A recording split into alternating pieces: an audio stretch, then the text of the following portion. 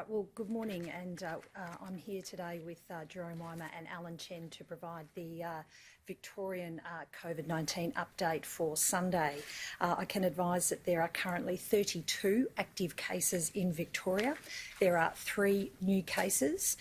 These 3 new locally acquired cases are all linked to the Black Rock Café cluster. That is a known cluster to our public health team, and there are no new cases associated with the hotel quarantine program.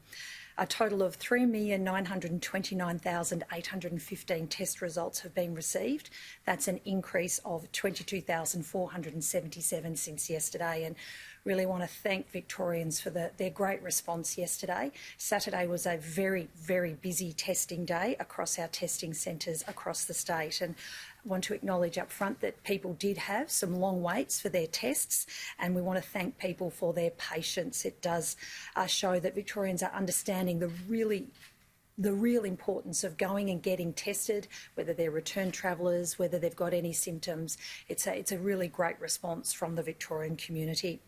Today we've got over 190 testing sites operational throughout Victoria, so there are more opportunities today for Victorians to get tested. And as part of that, I do want to acknowledge the hard-working healthcare staff over the course of 2020. As we've seen, our hard-working healthcare staff worked so hard protecting and supporting the Victorian community at our staffing testing sites day in, day out. And over this holiday period, we've seen a number of them take some well-earned time off, and I really want to thank those staff who have returned early from their break, from their holiday period, to provide extra assistance with the testing sites across the state. All DHHS-run drive-through sites, that's 13 in total, will operate today from 8 a.m. to 8 p.m. until further notice. The Melbourne Showgrounds site will open extended hours, 9:30 a.m. to 7 p.m. tonight, and that will be the system going forward. They'll have all 4 lanes open at the showgrounds. Yesterday, Saturday, they were able to do 1,027 tests at the Melbourne Showgrounds site alone, and that was an increase of 25% on the day before.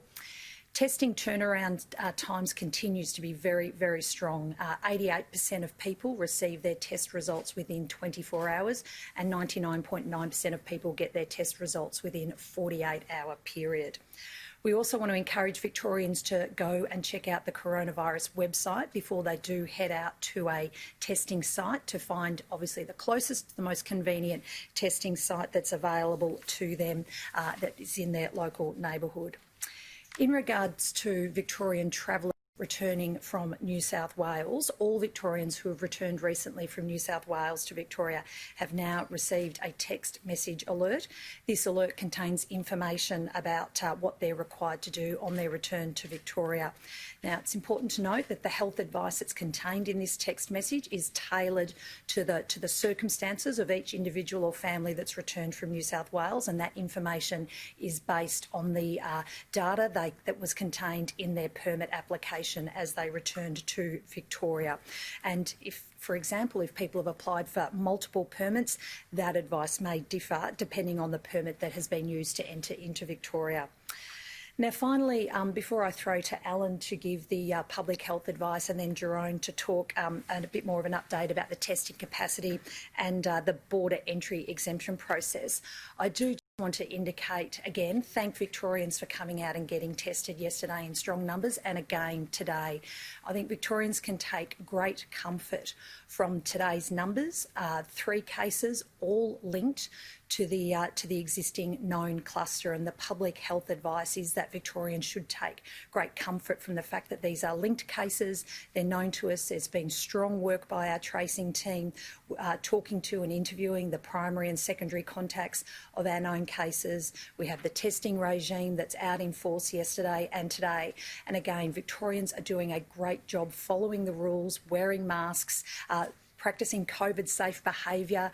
This is all contributing to the low number of cases. 3 new cases, all linked, is a strong and positive sign about where Victoria is today in terms of managing and responding to the COVID-19 pandemic. And finish by thanking again Victorians for their tremendous effort, whether it's in getting tested, doing the right thing and isolating depending on their local circumstances, and following the rules and wearing masks. It's making a big difference.